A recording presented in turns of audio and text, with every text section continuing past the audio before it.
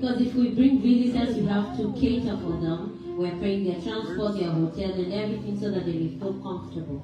Katika kanisa hili hatutakuwa na ile tabia ya kushurutisha watu ama kuwakaza watu. In this church, we will not be forcing people. Inabidi watu wajisikie. You need to, it has to come from within you. Biblia inasema ya kwamba because the Bible says that wanaomtolea Mungu, those that give to God, wamtolee Mungu kwa furaha. They should give while happy. Sasa ukishamwambia wewe utatoa sensa, utatoa na wewe desa, na utatoa sana, utatoa kadri sana, na utapiga hivi, na utafanya hivi.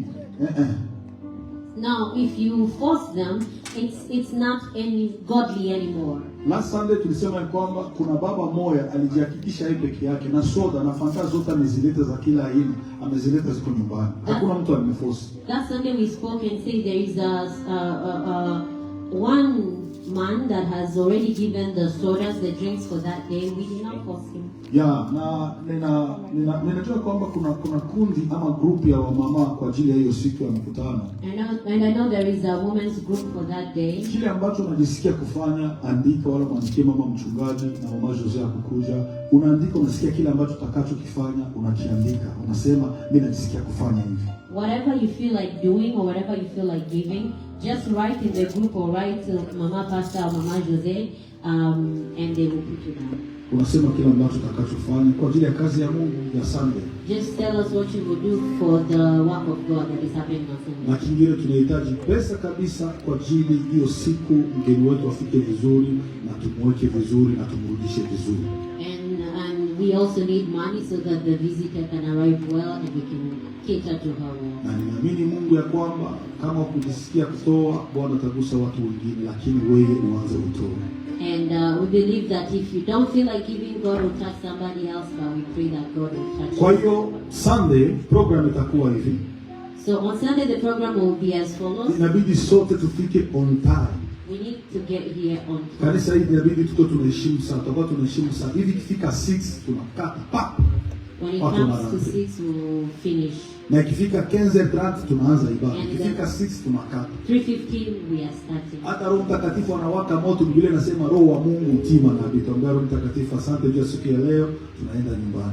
Even if the Holy Spirit is present, even the Bible says the Holy Spirit respects time. Kwa sababu Mungu ni wa mipango, Mungu si wa dezori. Because God is an orderly God. Kwa hiyo Jumapili, so next Sunday, inabidi Sunday kuheshimu nafasi ya protokoli za kuikalisha, kuheshimu ndugu yako. We take wherever protocol will put you to sit, please. Wengine wa protocol ambao wanaweza wakamsaidia, ukasaidia protocol ambao tuko nayo. Waonane na ambaye anayeangalia protocol, Mama Naila, muangalie ili usiku muweze kusaidiana katika hali ya kupanga watu kanisani. If you feel like you can serve in the protocol department, you can just see Mama Naila so that she can so that she can add you to the list of na kitu kingine inabidi kwa protocol wanaweza kusaidia wanaume wenyewe watakuwa pale nje parking kiala, waongoze gari zingine ambao zitakwenda kwenda kuparking hapa juu. Also we need men out there who will be directing cars so that when the parking is full over there, we can direct them to be on the other side. Kwa hiyo kila mwanamke ambaye atakayekuja, protokoli itakuongoza kwanza, unaingia, unaenda pale nyuma, watakuchukua picha pale nyuma, kisha unakuja unakaa. So every woman that will be here, when you arrive here, the protocol will take your picture back there. Wale watakuwa wanawapanga vizuri, ni postere moja, hapana mbili zile za mama, zile za hivi na za hivi na ni moja tu unafikiri unakaa. It is just one picture, not so many postures, and then you can see. Kwa hiyo mengine tuzidi kuombea mkutano na tuzidi kuombea watu ili Bwana atende maajabu siku hiyo. Others and more importantly, keep praying for the day so that God can visit and do wonders. Hatukuji kucheza hiyo siku, hatukuji kufanya ambiance, Juni le 9 Mars wala le 8 Mars mfete ya wanawake. Sema Bwana nahitaji nigeuze niwe chombo cha utukufu kwa ajili ya mji wa Buzi. We are not coming to dance or play. We are coming, as we come, you're coming with the one prayer. God, make me an instrument of your glory, a vessel of your glory. in this city of Boise. Kwa hiyo kuna uniform ambazo zilikuwa mimi nafikiri zilishaisha na wiki inaisha na siku zinaisha. Kama hauna uniform basi tafuta kala yenyewe inaendekana na hiyo siku. Bwana kubariki. Couleur du jour inajulikana, uje unafanya tu vizuri mama na sio baba, tutawashindikiza tu na wakaka tutawashindikiza tu kwa neema ya Kristo. There's a uniform for that day. If you don't have, you can see Mama Jonata. She has some. Maybe if there is only 2 left. So Harry and wewe mwenyewe unauza uniform, uuze uniform kwa Mama Jonata. Kama utapiga tu kikwembe na kikwembe kisha unatafuta mama mwetu kwa tona zamani mpaka wale tu ya kufanana. Unaweza piga tu kikwembe na kinyele kikwembe yule, kama unaangalia kama move ndani unapiga kabuze kama move na beneshia hapo. Mimi nakumbuka kwa mamangu. Yeah. Amen. If you don't have you don't have to wear the full thing. You just kama unaona vinakushinda nini kama tupige ile system unapiga unafunga hapo kisha unafunga hapa basi unafunga na kama uniform na wewe wako ni uniform. Amen. Jina la Bwana libarikiwe. Amen. Sio uniform Yeah. Asante. Jina la Bwana libarikiwe. Amen. Uliza mama kayo karibu yako sio uniform. Ask the woman next to you, did you buy a uniform? Kwa hiyo Jumapili tufike mapema, mkutano utaanza mapema na uishe mapema, kwa sababu nyuma mkutano inabidi mgeni wetu ana mambo mengine ya kufanya na kupumzika. Kwa hiyo Mungu awabariki, sote tuseme amen. Amen. Let us come early. Nimefurahi Eliane, karibu sana, nimefurahi kukuona rafiki yangu. Bwana kubariki sana. Asante sana. Huyu ndiye Apolline, mumuone tu mama protocol atawasaidia kwa ajili ya kujipanga vizuri. Bwana kubariki sana. Yes. Asante. Amen. Yeah. Amen. Amen.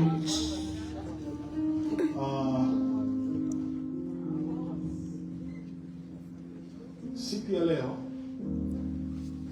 today kuna neno ambalo nataka tuzungumze. There is a word that I want us to speak about. Neno linasema kwamba siri ya maisha ya Eli. It is on the secret of the secret life of eagles. Siri ya maisha ya Eli. The secret life of eagles. Siri ya maisha ya Eli. The secret life of eagles. Some katika kitabu cha Isaia chapitre 40 verset 30. We're going to read in Isaiah 40, 30 to 32. Yes. Amen. Amen.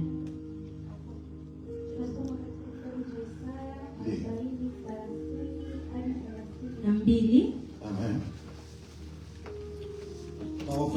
Na Francais kuna tutafutia. And if you have a French Bible, please be looking for it. Inasema hata vijana watazamia na kuchoka, hata vijana watazamia na kuchoka, na wanaume vijana wataanguka, na wanaume vijana wataanguka, bali wao wanaomngojea Bwana watapata nguvu mpya. Bali wao wamtegemeao Bwana watafanya nini? Watapata nguvu mpya. Watapata nguvu mpya kama nini? Watapanda juu kwa mabawa. Watapanda juu kwa mabawa kama tai. Kama tai. Watapiga mbio. Watapiga mbio. Wala hawatachoka. Wala hawatachoka. Watakwenda kwa miguu. Watakwenda kwa miguu. Wala hawatazimia. Watakwenda kwa miguu wala hawatazimia. Amen. Amen. Jina la Bwana libarikiwe. Praise the name of the Lord. Kifaransa kama kuna mtu mama Jo, Kifaransa? French, Isaiah wala English, wala English. Isaiah 40, 30 to 32. English. Wala Francais. English. Kamata microphone.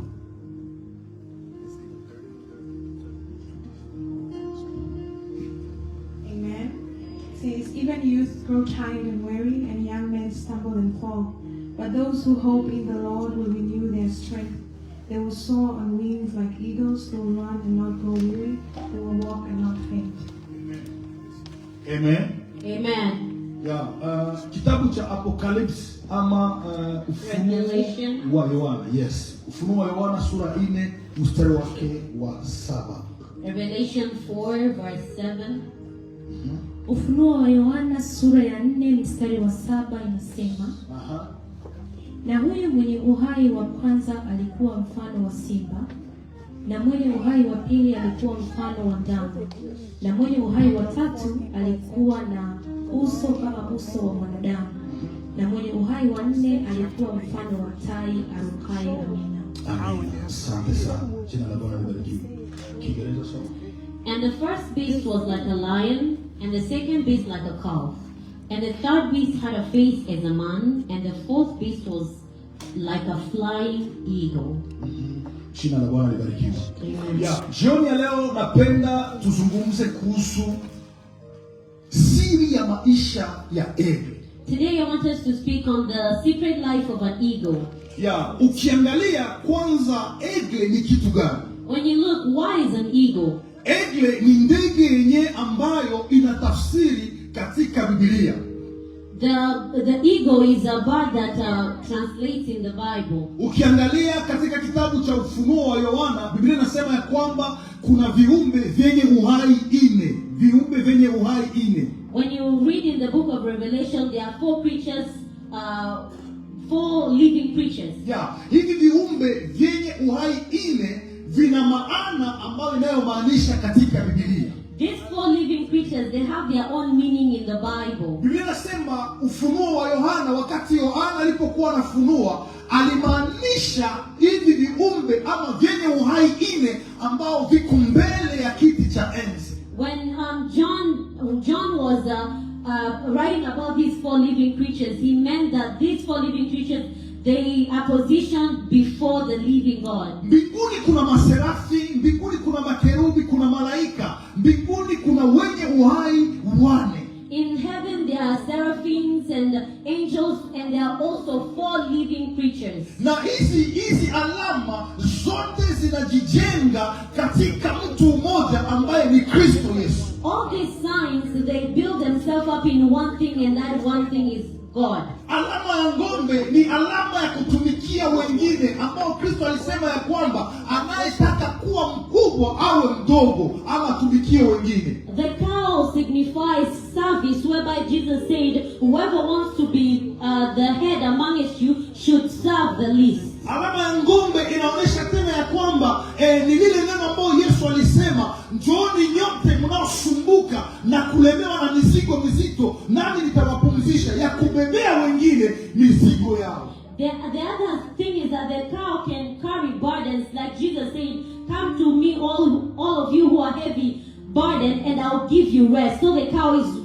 carries the burdens. Niruke itai ama eagle niende kwa hali ya mwanadamu. Hii sura ya mwanadamu kwa sababu ni sura ya Mungu ama ni sura ya Kristo ambapo alipojifananisha na sisi wanadamu. And the human represents the image of God, that he gave us his image and likeness. Na Biblia inasema ya kwamba hii sura nyingine ambayo ni sura ya simba ni sura ambayo inaonyesha utawala na mamlaka ambao uko katika Kristo Yesu. And lion shows authority that we have in Jesus Christ. Na hii maisha yote inapaswa kuwa ndani ya mtu ambaye anaitwa Mkristo. And all these lives, all these signs should be in one person, the Christian. Mkristo anapaswa kuwa mtu wa kutumikia wengine. The Christian should be a person who serves others. Mkristo anapaswa kuwa mtu wa kujitolea kwa ajili ya watu wengine. The Christian should be a person who gives or sacrifices themselves for others. Mkristo anapaswa kuwa na roho ya kupambana na roho ya kufika mbali. The Christian should have the heart to the foundation to stay. Huwa simba haiogopa kitu. The lion does not fear anything. Simba haisemaki sana. The lion does not speak too much. Na Kristo anapaswa kuwa na hiyo roho ya kukaa kimya, akisema limoja watu wote wanajua kabisa huyu amesema. And the Christian should have that same spirit whereby you don't talk too much, but when you talk, it is something that they will know that this is coming from God. Ujue ya kwamba wewe ni mwanadamu kabisa. And you should know that you are human being. Unapasha tumika, unapasha kula, unapasha pumzika, unapasha jicreate amani ndani ya mwili wako. There is things that the human being should do that you know you should do. hata na Yesu Kristo pia aliwahi kusikia njaa wakati alikuwa duniani. Even Jesus Christ felt hungry when he was on earth. Kwa hiyo kuna muda wa kufunga na kuna muda wa kukula. So there is a time to fast and a time to eat. Kwa hiyo kuna muda wa kupumzika, kuna muda wa kulala. So there is a time to rest and a time to work. Ukristo ambao tunaishi ndani inabidi kutumikisha vitu vyote viwili. And the Christianity that we are living in, you need to balance the two. Mwili wako ukiuchokesha vibaya, kazi ya Mungu hutaifanya. When you get tired and you are fatigued, you cannot work for God. Huyu mwili Mungu alitupatia kama vile farasi. This body that God gave us like donkeys. Tukiutumikisha vibaya, when we use them, na zile ahadi ambazo Mungu alizotuahidia hatutaziona tu, tumekosa kisa kujichunga vizuri. When we use them wrongly, even the promises of God over our lives, you cannot fulfill them. Inabidi kuangalia hata na vitu gani unavyokula. You need to look at even what you're eating. Inabidi kuangalia ni vitu gani unavyokunywa. You need to look at what you're drinking. Juu ya kuchunga mwili wako So that vizuri. you may keep your body in shape. Inabidi uchunge mwili wako You vizuri. need to keep your body Kwa sababu healthy. mwili wako Because your una body thamani mbele za Mungu is valuable before na una God. thamani mbele ya wengine And wanadamu. it's valuable even before other human beings. Ndiyo unapaswa kuwa mtu wa kufanya gym. Yes, you need to go to the gym. Sikia nikwambia, hata Biblia inaruhusu kufanya gym. Even the Bible allows you to go to the Biblia gym. inasema fanya sport kwa ajili ya faida ya mwili wako. The Bible says you need to work out your body for the benefit of your body. Hapana unakula pizza wiki mzima na ufanyaji nini? Utakuwa na machafu, utakuwa na tumbo safi. Amen. Yes. Oh. Hii tabakia siri ya mimi na Yesu. Jina la Bwana libarikiwe. Amen. Inabidi kujijenga vizuri. You need to build your body. Jina la Bwana libarikiwe. Amen. Jina la Bwana libarikiwe. Amen. Katika zile sehemu zote kuna kuwa hii ambayo tunakwenda kuzungumzia leo ni tai ama eagle. We are going to talk about the eagle today. Eagle ni ndege ambayo unaweza ukaifananisha lakini haipendi kujifananisha. The eagle is a bird that you can want to bring some similitude to it, but it does not. You cannot really. Does not look alike to it. Siri ya maisha ya eagle, hata ikikuwa katika kuku, yeye inajitoa identity yake ya kwamba mimi siko kuku lakini mimi niko eagle. The eagle, even when it's among its chickens, it knows that I may be among chickens or hens, but I am an eagle. Siri kwanza ya eagle, siri ya kwanza, eagle inajua identity hayo yeye ni nani. The first thing is that eagle understands its identity. Kitu cha kwanza, eagle inajiamini na kujua identity yake. Hata wakiwa pamoja na kuku, anajua ya kwamba huyu hata kama tuna mabawa sote, tuna mdomo wa kuchongoka, yeye ni mtu wa chini lakini mimi ni mtu wa juu. It knows that even while among its hens, they may all both have wings, but this one is on the ground, but I fly. Ndio maana jioni ya leo niko nasema na waeagle wenyewe wako mahali hapa, usiwe mtu wa kujikompare na wengine watu. Jua ya kwamba wewe una destiny tofauti pamoja na wengine. And so today we are talking about the eagles that are here. You should know that you may be among its people, but you are an eagle. Sikia nikwambie, ukitembea uko iko pamoja na makuku, kuku zitakubakiza tu chini, na wewe sio fasi yako ya chini, fasi yako ni fasi ya juu. And when you walk as an eagle, if you keep walking with hens, they will keep putting you down. Hawa wajamaa wawili ukiwaangalia wote ni kama wanafanana. When you look at them, they may seem the same. Huyu kazi yake ni kukula na angalia chini. This one, the hen eats while looking down. Lakini huyu kazi yake ni kukula anaangalia kutua 1000 kilometri. But the eagle eats while looking at 300 kilometers away. Kwa hiyo katika maisha yako usikubali mtu ambaye atakuwa anakurudisha nyuma. Kubali kutembea na watu ambao watakuwa na kupush kwenda mbele. And so in your life, do not be associating with yourself with people who will be pulling you backward. Angalia ni wanani ambao uko ozananturu wako karibu yako. Look at who is around you. Ukikuwa na watu wa kukuteremsha kwa tubakie hapa tufanye hivi, utabaki pale na utapoteza maisha If you yako. have people who just keep telling you, let's stay like this, let's stay like this, you will lose your life and your destiny. Siku moja eagle ilikuwa nakula na kuku. One day the eagle was eating with the hen. Wakati wanapokula, While they were eating, eagle kaanza kuruka. and the eagle started flying. Kuku Eagle naongeza tena na ruka. And the eagle started flying Mungu again. anamwambia acha kuruka, bakia The hapo. Lord said, stop flying, Sikia stay nikwambie here. mtu wa Mungu. Listen, people of God. Usipojijua identity If you yako, don't know your watu identity, watakuteremsha people chini. will just keeping you Lakini down. ukijijua, watoke ndani kama hata uweze kupanda juu. Come out of them and fly. Biblia inasema ya kwamba The Bible says, heri wanaomtegemea Bwana. blessed are those that trust God, Hao watu ambao wanaomtegemea Bwana those that depend on God. hawatachoka, They will not go worry. watakuwa kama eagle, They will be like the eagle. wataruka kama They eagle. will fly like the eagle. Mtu mwenyewe amemtegemea The Bwana person that depends on anakuwa God, na attitude kama he eagle, has an attitude like the eagle. anakuwa na maisha kama They eagle, live a life like the eagle. anakuwa na mawazo kama They eagle. think like the eagle. Sikia nikwambie kitu cha pili. The second thing, Kitu cha pili cha eagle, the second thing about eagles, eagle eagle hatembeaki does not walk na zingine ndege. with other birds. Eagle Eagle anatembeaka na eagle mwenzake. walks with eagles. Amen. Hautaona eagle anatembea na pigeon. You will not see an eagle walking with a pigeon. Hautaona eagle anatembea na kibombobombo. You will not see an eagle walking with Kibombobombo, sio ndio tunasema kwetu. Kile kia noir blanc. the crow. Crow. Crow. Yes. Crow. Yeah. Hautaona siku inatembea na tumakukukuku. You will not see the eagle walking with the chicken. Kwa sababu eagle Because the eagle inajijua, understands inajua themselves. dimension yake. They know their dimension. Inajua dimension Amen. yake haiko ya chini. They know their dimension is not from Dimension yake ni below. ya juu. They have a higher Mtu wa dimension. Mungu kama ungaliki People of God, unajishika mdimension ya if you chini, keep putting yourself in a lower watu dimension, watakuzoea, people will just get used to watu you. watakudharau. People will just look Lakini down upon you. ukijijua identity And yako when you know your own na kujua kwamba identity, wewe ni mtu wa you juu, know that you are na a watu higher watakushika dimension. jinsi People unavyojishika. will take you the way you take yourself. Ukijishika mtu wa kusema sema ovyo, If you take yourself as person who just speaks watu useless things, watasema ule ni wa kusema sema tu. they'll just say that person just speaks anyhow. Eagle, Eagles, kitu cha pili the second ama thing, kitu cha tatu the third thing, cha pili, eagle atembeaki na ndege zote. the second thing is that eagle does not walk with Wewe unasema umeokoka, you say you are saved. wewe unasema umeokoka, You say you are saved. lakini maisha yako yote But all your life, ni jamaa zako zote you are all your wenye friends, unatembeaka nao wote all the people that you walk ni with walevi tu, are just drunkards.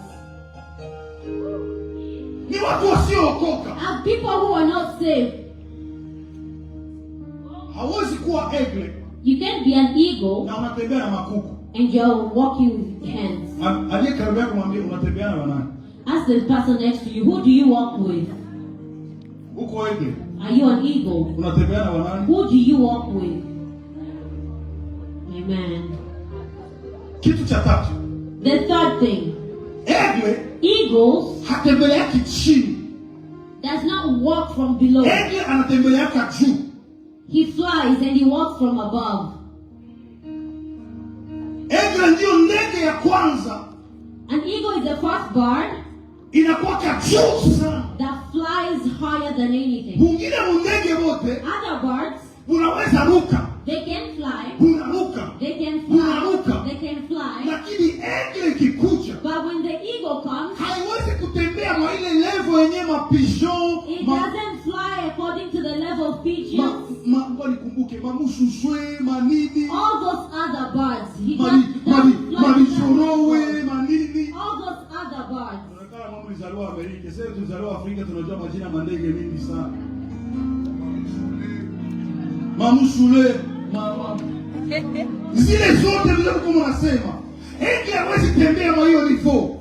The eagle does not fly on that level. Angalia niveau gani ambao uko unajiweka ndani mtu wa Look Mungu. at the height of the level that you're putting yourself. Angalia niveau ya watu ambao uko Look unatembea at nao. the level of the people you're walking with. Angalia niveau ya watu ambao unachangia Look nao. at the people you share with. Kama mko pamoja If you kabisa, are together, sisemi kwa maisha ya pesa, it's not about the life of lakini money, kwa maisha ya akili. but it's the life of Angalia watu God. unatembea nao, Look at the people wanakusaidia nini? how are they helping you? Eagle What the eagle does, mabawa. they open their wings. Na wakati anapofungua mabawa, And when they open their wings, akifanya limoja when hivi, they flap just once, anapanda sana. and he flies. Akifanya tena When hivi, he just anapanda sana. he goes to another height. Wale wa chini People wanaweza below taka kumfuatilia, can want to follow the hawawezi eagle, wakamgusa. but they can't touch Kwa the eagle. sababu gani? Why? Egle Because the haiko ya eagle mlevo yao. is not on their level. Amen. Amen. Amen. Amen. Amen. Amen. Hallelujah. Amen. Hallelujah. Amen. Entourage yako Your surrounding inadetermine wewe ni nani. determines who you Biblia are. inasema ya kwamba The Bible says, atembeaye na mzinifu whoever walks with the sinner naye ni mzinifu. is a sinner. Maana ukitembea na mwizi When you walk with na a uko thief, mwizi, you are also a thief. ukitembea na mlevi When you walk with a drunkard, usidanganye na uko mlevi. you are also a drunkard. Amen. Sikisikia mimi na mtu mmoja. Amen. Nisikia mimi na mtu mmoja. Amen. Kitu cha nne, The fourth thing, egle iko na vision. the eagle does have a vision. Egle inaona mtua 1000 kilomita. The eagle sees in 3,000 kilometers. Ikifanya namna hii, When it just does like this, egle haiangaliaki hivi. the eagle doesn't look down. Egle inaangalia. The eagle looks forward. Kuku inaangalia, ikikula inaangalia hivi. The chicken or the hen eats looking downwards. Lakini egle ikikula inaangalia hivi. But when the eagle eats, it looks from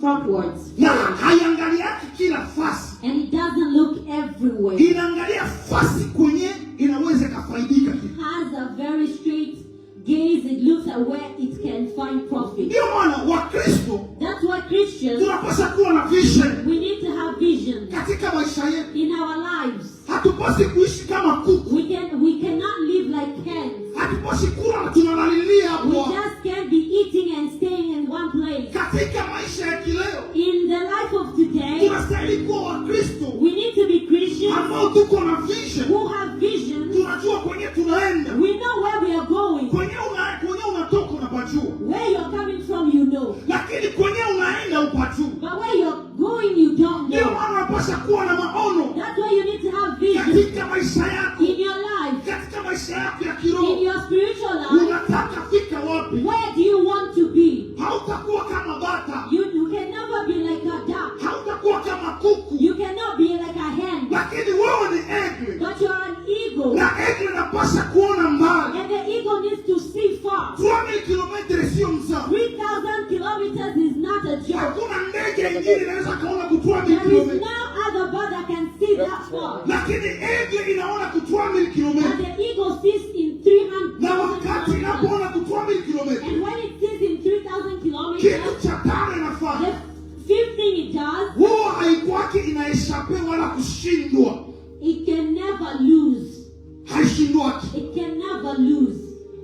Eagle inaweza kaona samaki ndani ya maji. The eagle can see a fish in Na water. wakati eagle inaona samaki ndani ya maji, And when it sees a fish in water, inaenda direktema na miguu yake kuichukua na and kuitoa. it goes directly with the feet and takes the fish. Ndio maana mtu wa Mungu That's why unapaswa people kuwa na roho kama eagle. you need to have a heart like eagle. Hauwezi kuwa mtu wa kutante katika maisha. You can't be just a person who keeps trying and trying and trying. Eagle inakuwa na objective. The eagle has an objective. Inajua ya kwamba ninakwenda kukamata kitu It fulani. knows that I'm going to take this thing. Eagle kwa sababu inajijua identity yake. Because it knows its identity. Haitembeaki ovyo. It doesn't just walk anyhow. Eagle haitembeaki The ovyo. eagle does not walk Na anyhow. eagle haisimamaki kwa kila mti. And the eagle does not stand on any tree. 80% 80%, eagle inasimamaka kumiti ilishakauka.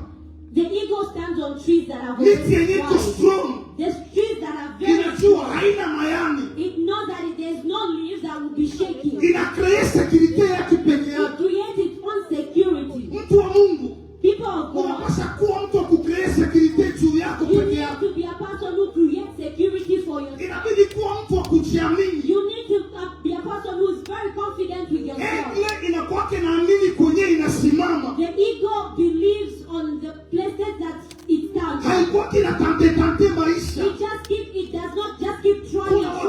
wako mahali There are hapa. Christians who are here. Maisha yao ni maisha kubahatisha bahatisha. Their life is a life of just you keep Hauyo unataka nini? You don't know what you're doing. Leo uko electrician. Today you're an electrician. Leo unapenda uchome mikate. Today you are a baker. Kesho unapenda ufanye hivi. Tomorrow you want to Kesho be unapenda uwe hivi. Tomorrow you want to Kesho unapenda be uwe mwimbaji. Tomorrow you want to be a Kesho singer. unapenda si ufanye And hivi. then the next day you want to do this. Unapaswa kuwa na determination ya kitu chenye unataka You need to kufikia. have a determination of something that you want to achieve. Amen. Amen. Amen. Hallelujah. Amen. Kanisa, tuko pamoja? Yes. Tuko pamoja? Amen. Yes. Kitu kingine ambacho eagle inakuwa nacho. The other thing that the eagle has, Eagle the eagle, haikulaki chakula kenye kinatoka fasi nyingine. the eagle does not eat food from anywhere else. Eagle inakula chakula ambacho inawinda peke yake. The eagle eats only the food that it gets. Chakula kenye inajitafutia. The food that it hunts and gets for itself. Sikia nikwambie mtu wa Mungu. Listen, people of God. Katika maisha In life, usizoee kuwa mtu wa kupewa pewa. don't be a person who is used to just receiving and receiving. Pakikupa haleluya. When they give you, oh hallelujah, thank God.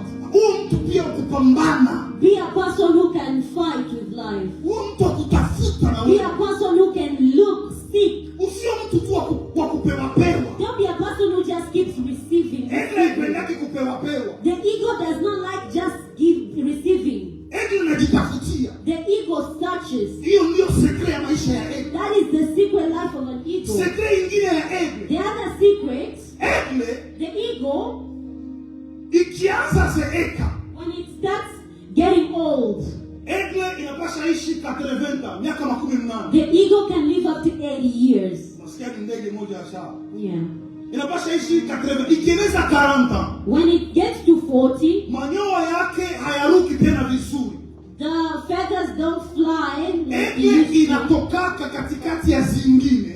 The eagle comes out of the other eagles Inaenda na nafasi yayo peke yake. and it goes and stays in its own place. Haiendaki nafasi zote, inaenda mumiamba. It doesn't go anywhere else. It goes in the ocean. Eagle inapenda kutembelea mumilima ya majiwe kama hivi unavyoona. The eagle likes to fly over mountains like this. Na kwenye inaenda kwa ile milima ya majiwe, And wherever it's going on those mountains, inaenda kujitoa ile manyoya ya uzee. it goes to remove the old feathers. Na ikijitoa ile manyoya ya uzee, And while it's removing the old feathers, inaota manyoya ingine ya mpya. it grows other new feathers. Hiyo ndiyo tabia yenye Mkristo anapaswa kuwa nayo. That is a behavior that a Christian should always have. Usiwe Mkristo kuzunguka tu watu wanakuona. Don't just be a Christian who just goes around people. Ukiona unapungukiwa kiroho, When you see that you are diminishing spiritually, acha chakula, take away food. toka juu ya kitanda chako, Get out of your bed. ingia ndani ya maombi, To the secret place. mtafute Mungu Look for God. akujaze nguvu. Amen. Utaonekana Yes. wakuzani ya kwamba utashindwa, They see them. lakini waone unapanda kwa uwezo wa nguvu za Roho Mtakatifu. The glory of God. Amen. Amen. Amen. Eagle inatoka kule mpaka manyoya ingine ya mpya ishaota. The eagle does not come out of that mountain until the new feathers have grown. Anaendelea tena kuruka sana. And they continue flying. Nilikwambia mtu wa Mungu, I told you, people of God. kuingia kanisani Don't be a person who just comes to church. hata kama tukutangaza maombi, uwe na muda wako peke Even yako wa if maombi you don't yako. announce prayers, have your own prayer Uwe time. na muda wako wa kumtafuta Mungu. Have your own time to seek God. Uwe na muda wako wa kujivika nguvu. Have your own time to get strength. Ndio maana Biblia inasema katika kitabu cha Isaya tumesoma, That's what the Bible says in the book of Isaiah. wale wanaomtegemea Bwana Those who depend on God, wanafananishwa kama eagle, those who seek on God, they are likened to people. watanuka, watakwenda They mbali, will fly and go far. miguu yao haitachoka. They will not grow weary. Vijana wanaweza wakachoka, The young can grow old. wasichana wanaweza The wakachoka, women can grow old. lakini wenye wanamtegemea Bwana Those who depend on God, hawawezi they wakachoka, do not go weary. watapata nguvu mpya, Their strength will be renewed. watapata nguvu mpya. Their strength will be renewed. Paulo anasema ya kwamba God says katika mwili In the body, tunaonekana watu watakufa kesho. we are looking like people who can die tomorrow. Katika mwili In our body, tunaonekana ya kwamba tumekufa, tumezeeka. physically we look weak and we are dead. Lakini mtu wetu wa ndani, But our inner man, mtu wetu wa ndani our inner man, anaendelea kuwa upya is siku kwa renewed siku. day by day by day. Anaendelea kuwa mpya Is siku kwa renewed siku. day by day by day. Ninatutakia mwezi huu wa tatu, I pray that this huwa time, mwezi wa kuruka kwenda mbali, the amount that you fly, huwa na maono kama vile may egle. you have vision like Hapana an eagle. kutembea na kuku, Don't be walking with chickens. hapana kujifananisha na Don't be kuku, similaring yourself with chickens. lakini jua ya kwamba wewe ni egle. And know that you're an eagle. Hauko mtu wa chini, You are not a person for uko being mtu wa alone. juu. You are a person with higher dimension. Amen. Kitu kingine, Another thing, egle eagles, haisema kisema, they don't talk too much. hautasikia mlio wa egle unasema ovyo. You cannot hear the eagle just crying anyhow. Kristo akusema sema, The Christian who speaks too much, kusema sema. and a person who speaks too much, Proverbe nasema hivi, the Bible, the proverb says, mtu anayesema sema sana, the person who talks too much, katika kusema kwake hakosi uongo. in their speech, they do not lack lies. Mtu mwenyewe anasema sana. The person who speaks too much. Unaona sasa pale jana anauza hivi na bongo anatia ndani na bongo ndani They na have to add lies to that story. eki haisemaki sana. The eagle does not speak too much. Kitu kingine, Another thing, ege eagles, inapenda familia yake. they love their family. Ege The eagles, ikioa, when they marry, mpaka siku itakufa. until they're dead, till death do them part. Kanisa sema amina. Amen. Kitu cha kufuata, Something to follow. ege The eagle, ikizaa, when they give birth, watoto wanaanza kukomaa. when the kids are growing, Egle mama wala egle baba when the eagle lay egg, the eagle father or the eagle mother, inafanyaka hivi, they do this. inakamata ule mtoto, It takes the kids si unaidodea.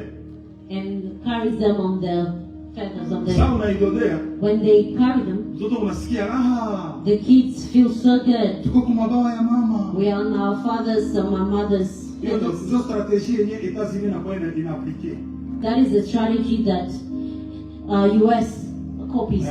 Unakuja, When you come, wanakupa pesa, food stamp nini, they give you food stamp, they give you money, wanakubeba. they carry you. Mara nyingi structure za Etats-Unis ziko kama egle. Ndio unaona kuunani Etats-Unis, emblem ya Etats-Unis wanaonesha egle. Most of their strategies, they're like the eagle. That's why you find it on the flag. They have Hakuna their nafasi nyingine walitoa katika Biblia. They did not find those secrets anywhere. They found it in the Bible. Egle inabeba watoto wake. The eagle carries their kids Inawapandisha juu sana. and takes them so high. Mtoto unacheka, unafurahi, unakula mabingutu, unafurahi kweli. And the kids are so happy. Ukifika kule yule, When they get there, egle inafunga mabawa. the eagle closes Inawaachilia. and leaves them. Sasa lalamika. And they start crying. Mama anatuachilia tuna kubwa. Ndio watu wakikuwa wanakuwa hapa. Ukishaanza tafuta kazi unasema hii Etats-Unis nayo inakuwa tu mchungu tu hivi. Ni hivyo wanapaswa kufundisha kutafuta. And they let you go so that you can start searching. Egle kisha pandisha watoto juu. The eagle, after it has taken the birds, Inawaacha. it leaves them. Inawaacha juu ya nini? Why does it leave them? Wanaanza kutafuta na yeye kujifunza kufanya nini? They start looking for how to fly. Kuruka. How to fly.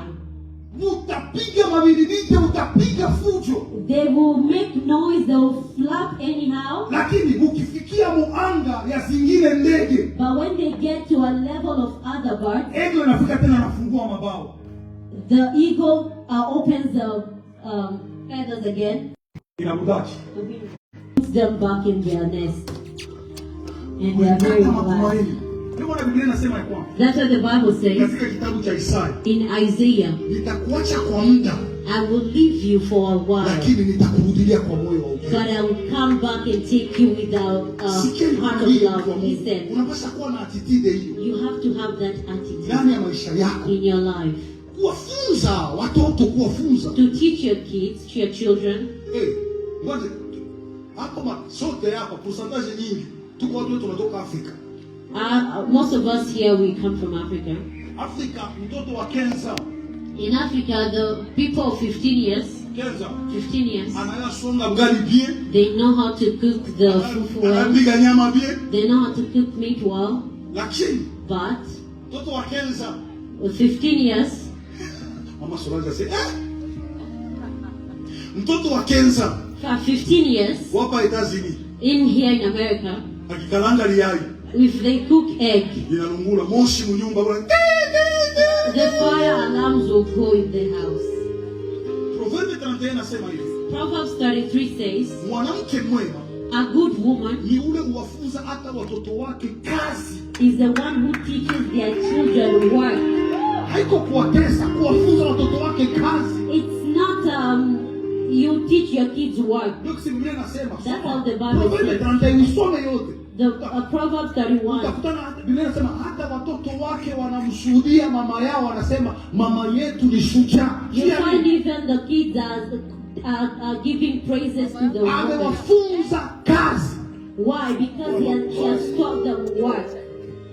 Proverbs 31. Inabidi tuwafunze watoto wetu vizuri, tuwafunze neno la Mungu, tuwafunze kuwa wasafi, desordre munyumba nini.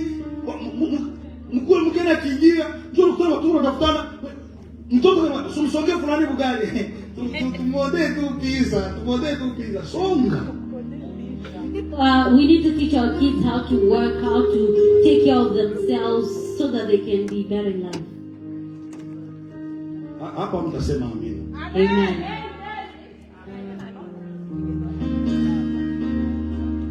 Kitu kingine. Another thing Kenye eagle inafanya. that the eagle does, Nimalizia. as I finish,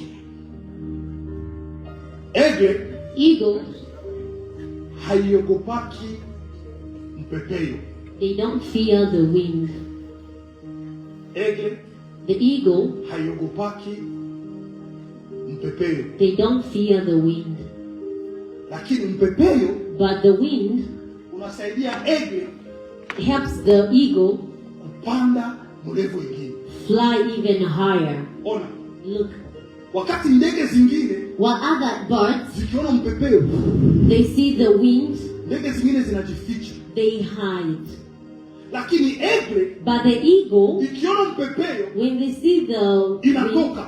they come out. Inajua ile mpepeo Because they know that wind itamsukuma mbele will push them forward na atafika mbali. and they will go far. Sikia nikwambie mtu wa Mungu. Listen, people of God. Mtu wote ambaye yuko kwa mpango wa Mungu, Anybody that is in the will of God, sio kila jaribu ni laana. it is not every problem that Lakini is a kuna kuwa curse. jaribu zingine But there are other problems zenye zinataka zikufikishe sehemu that nyingine. takes you to another Ndio level. nataka nikwambie mtu wa Mungu. That's why I want to tell you, people of Wakati God, jaribu unapokufikia, when the problem wakati comes to you, matatizo when unapokufikia, problems come mtu wa to you, Mungu simama kama Eli. people of God, you need to stand like the eagle. Ujue kwamba huyu mpepeo Know that this wind nitapambana nao. will fight, Ingawaje kuna mpepeo, even if there is a lakini wind, nitafungua mabawa I will yangu. open my wings Ninajua nitaenda and I mbali. will go far. Nataka niambie mtu jioni I ya want to leo, tell somebody, uwe na esprit kama ya you need Eli. to have the spirit of the Pale kwenye eagle. haviendeki, Wherever it's not going, simama na useme you ya need to kwamba stand and say mimi that siko kama I am ndege. not like any Ndege other zingine bird. zimeshindwa, Other birds are lakini failed, mimi but zitashindwa. I will not fail. Kuku The hen inaweza sema can say, egle teremuka, eagle come lakini down. wewe egle But you as a usiangalie ile eagle, kuku, don't look at the hen. usipoteze muda kwa ile kuku, Waste your time on the lakini hen. angalia mbali, Look angalia mbali, useme ya kwamba hata katika huyu mpepeo, even in the wind, hata katika hii mvua even in the rain, nitapasua, I will go forward. nitaenda mbele. Na kuja kusema juu ya mtu mmoja, mwezi huu pasua kwa jina la Yesu.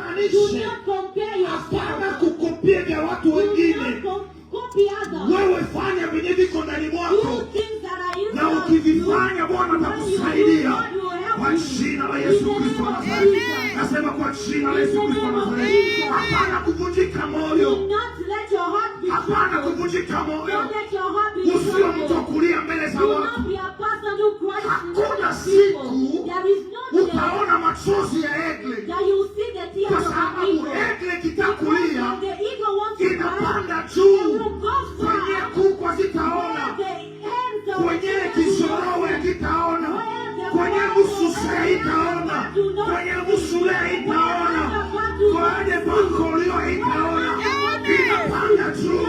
Panda juu kwa jina la Yesu Kristo. Panda juu kwa jina la Yesu Kristo. Panda juu kwa jina la Yesu Kristo. Toka chini waende juu. Mtu mmoja aseme amen.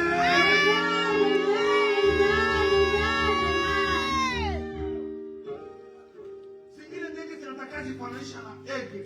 Other birds want to compare themselves to the eagle. Lakini utaona Egle inajifananisha na But you'll never find an eagle comparing itself to other utaona birds. mtu mwenyewe anaishi maisha ya kujikompare na wengine. You see other people who want to live comparing themselves. Hajiamini. They do not believe in themselves. Ukiona mtu anaishi maisha ya kujikompare na watu wengine, When you find a person comparing themselves with other people, wewe pako shida kwake. there is a problem. Mtu mwenyewe anajijua. But a person who knows themselves, Hawezi kumpare na watu they wengine. don't compare themselves.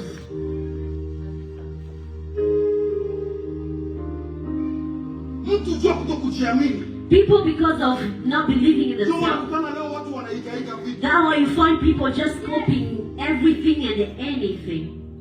Hata Kiswahili hausemaki tena Kiswahili. Even you don't even speak in Swahili anymore. Amen. Amen.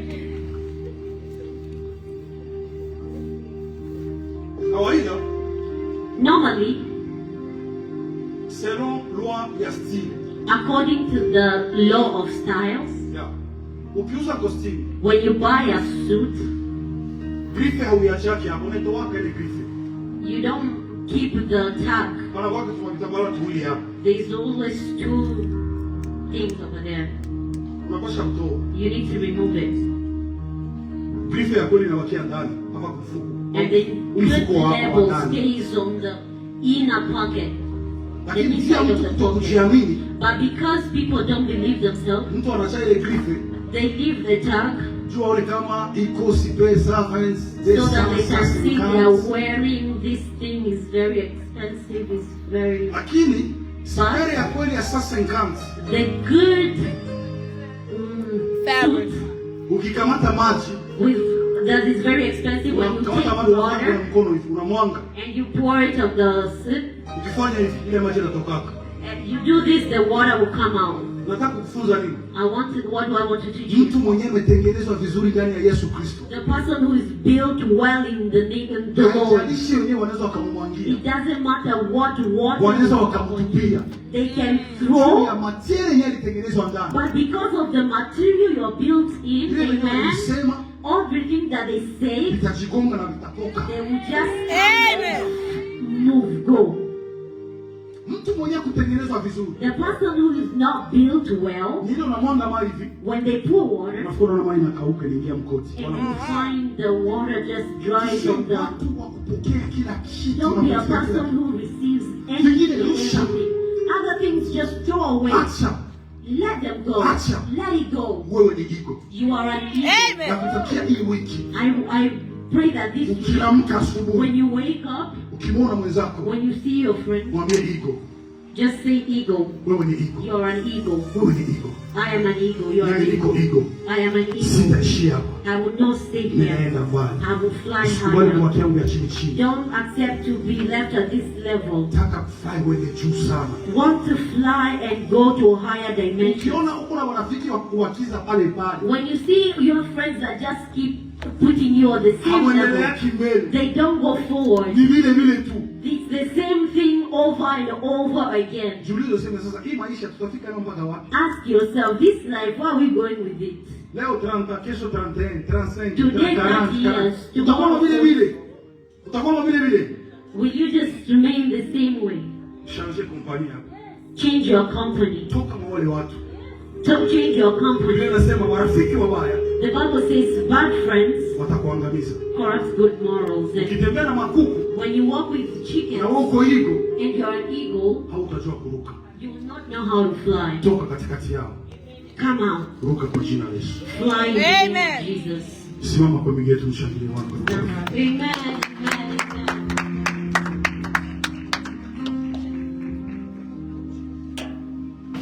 Angalia karibu yako, mwambie wewe ni eagle. Tell the person next to you, you are an eagle. Wewe ni eagle. You are an eagle. Nakutakia kuruka. I wish you safe flying. Nakutakia kuruka. I wish that you may fly kwenda mbali and go far. Tunafika muda mzuri kumaliza ibada yetu. We are coming to a good point where we finish our service. Bwana kupatie nguvu ya kwenda mbali. May God give you strength to go forward and Bwana far. kupatie nguvu ya kufika mbali. May God give you the strength to reach far. Uruke sana. That you may fly higher. Uruke sana. That you may fly higher. Uruke sana. That you may fly higher. Uruke sana. That you may fly higher. Kwa kumalizia, as we end, nani mwanajisikia nataka kumpokea Yesu jioni ya leo? Who feels that they want to receive Jesus Christ as their Lord and aweze Savior? kutengenezwa akwe eagle. That you may be made and formed like an eagle. Yule ambaye nataka kumpokea Yesu jioni ya leo. Whoever wants to receive Christ as their Kama Lord and unapokea Savior. Yesu, If you've never received Christ as your Lord and Savior, sote ni Wakristo. we are all Bwana Christians. ubariki sana. May God bless you. Kama vile ni mwezi wa 3, As it is the third month, kama kawaida yetu ya kanisa, as normally, wale wote ambao waliozaliwa ndani ya mwezi huu wa 3, all those who are born in the third month, tunawakaribisha tuwaombee. please just come up front that you may pray for Ili you. Mungu aweze kuwafanya wawe eagle. That God may make you as eagles. Wale wote ambao wamezaliwa katika mwezi wa 3, kama If kuna wale you are born in wamezaliwa the third month, mwezi wa 3, yes. Karibu sana. come. Hawa ndio walizaliwa mwezi wa 3. Are this the all? Or this is it all? Good man, walizaliwa mwezi wa pili. Sasa tuliombea watu wa mwezi wa pili kwa wapi? Wanashinda kanisa, ha? Amen. Hao ndio walizaliwa mwezi wa 3. Amen. Amen. Happy birthday kwenu. Happy birthday. Mungu awasaidie muweze kuwa maigo ambayo itakayoruka na kufika mbali. Kwa hiyo tunakwenda kuomba Mungu na kuombea baraka za Bwana. Jehova, tunasema asante kwa sababu ya wema na fadhili zako, kwa sababu Biblia inasema kuja ulimwenguni ni mpango wako Mungu. Ni wewe unaleta uzao na ni wewe ambao unamfanya mwanadamu uweze kuwa. Kwa hiyo mwezi wa 3 tunaubariki juu ya watu wako ambao Bwana wamezaliwa katika mwezi wa 3, labda na wengine hawakufika. Uwabariki na uwatendea mema. Tunawaombea afya, tunawaombea nguvu, tunawaombea kuendelea mbele. Tunaombea Bwana kuwa kama vile tai, kuona mbali na kufika mbali katika maisha. Uwapatie kiu na njaa ya kukutumikia. Wakati wanapoongeza miaka ya kuishi ama wanapopunguza miaka ya kuishi, uwe pamoja nao, wapate kuishi katika mapenzi yako na kuzingatia na kushika sana wokovu ambao Bwana uliowapatia. Sifa zikurudilie wewe na utukufu ukurudilie wewe katika miaka yao ya kupanda. Bwana uwajaze, uwatendee mema. Asante Mtakatifu kwa sababu hautawaachilia kamwe. Sifa na utukufu vikurudilie Jehova, kwa jina la Yesu Kristo Nazareti. Tunawabariki watokapo, tunawabariki waingiapo, kwa jina la Yesu Kristo. Amen. Amen. Hebu nisi kanisa lote kwa upendo tusogee hapa mbele sote. Asante. Tell the whole church Niweze to kufanya come to maombi the juu front. yetu. Karibu kanisa sote kabisa, sote. All of us, let's just come to the front. Tusogee mbele sote, tusogee mbele sote. Dakika 2, 1, saa zetu zimeenea. Sote tusogee mbele.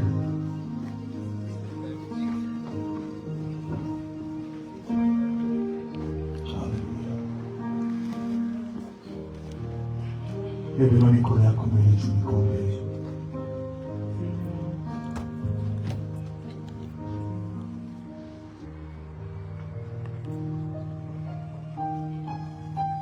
Asante Yesu.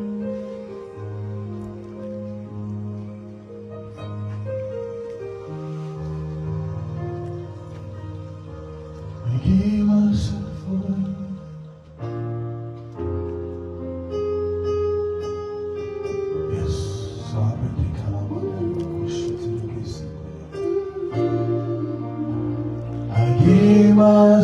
myself away so you can use me. I give myself away.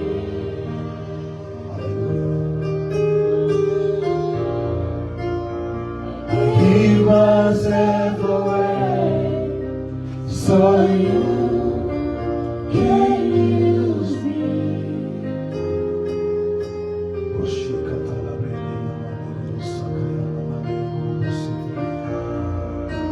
I give myself away so you can use me. Baba, tunasema asante kwa ajili ya kanisa lako. Tunabariki watu wako jioni ya leo, mfalme wa amani. Neno tumelisema, tumelizungumza, lakini Roho Mtakatifu ni wewe ambaye unayekonvekre maisha na mioyo ya watu. Jioni ya leo unaweka kanisa lote katika vitanga vya mikononi mwako. Bwana, uwabariki watu wako, uwabariki kanisa lako, uwabariki watokapo waingiapo. Uweze kutufanya Bwana tuweze kuwa igo, tuweze kuwa ege, tusiwe watu wa kujifananisha, tusiwe watu wa kuona hapa, tusiwe watu wa kuona karibu, lakini tuwe watu wa kuona mbali, katika jina la Yesu Kristo wa Nazareti. Bwana, ninaomba ulinzi, ninaomba amani, ninaomba uchunga utokao kwako utembelee kanisa lote kwa jumla, kwa jina la Yesu Kristo wa Nazareti. Acha Bwana walio wagonjwa, acha Bwana walio na udhaifu, acha Bwana waliozoofika waipate amani na salama itokao kwako, katika jina la Yesu Kristo wa Nazareti. Bwana, wiki hii iwe wiki ya baraka, iwe wiki ya ushindi, iwe wiki ya kuishi baraka zako, iwe wiki ya kuishi Bwana uwepo wa Roho Mtakatifu. Ninalika moto wa Roho Mtakatifu utembelee kanisa lako. Ninalika moto wa Roho Mtakatifu utembelee watu wako, waguswa na wewe. Masikio ya kiroho ifunguke, macho ya kiroho ifunguke, macho ya kiroho ifunguke, masikio ya kiroho ifunguke, vinywa vya kiroho ifunguke, waseme kama wanabii, waseme kwa manabii. Tunapinga kila kitu chote ambacho Bwana haukupanda juu ya maisha yao, kishindo kwa jina la Yesu Kristo. Kazi ya mikono yao ibarikiwe, nyumba zao zibarikiwe, familia zao zibarikiwe, watoto wao wabarikiwe, wazazi wao wabarikiwe. Tunabariki nyumba zetu, tunabariki familia zetu. Endelea kutupatia kiu na njaa ya kukupenda na kukutumikia. Amani yako Bwana itawale watu wako. Usiku wa leo tunaitangaza amani ndani ya nyumba zao. Damu yako Yesu Kristo iwafinike. Watakapoenda manyumbani kwao, uwalinde na mabaya. Sunday tutakapokutanana na wengine tutakapokutanana katikati ya wiki, tupe kulitukuza jina lako. Tunaweka mkutano wa Sunday mikononi mwako Bwana. Tunahitaji Roho Mtakatifu aweze kushuka, atawale. Roho Mtakatifu aweze kushuka, aguse watu. Hatuhitaji spectacle, tunahitaji manifestation ya Saint Esprit. Watu wakibadilika, watu wakiongezeka katika hali ya kiroho na kimwili. Sifa zikurudilie wewe Bwana, kwa jina la Yesu Kristo wa Nazareti. Amen. Tumshangilie Bwana.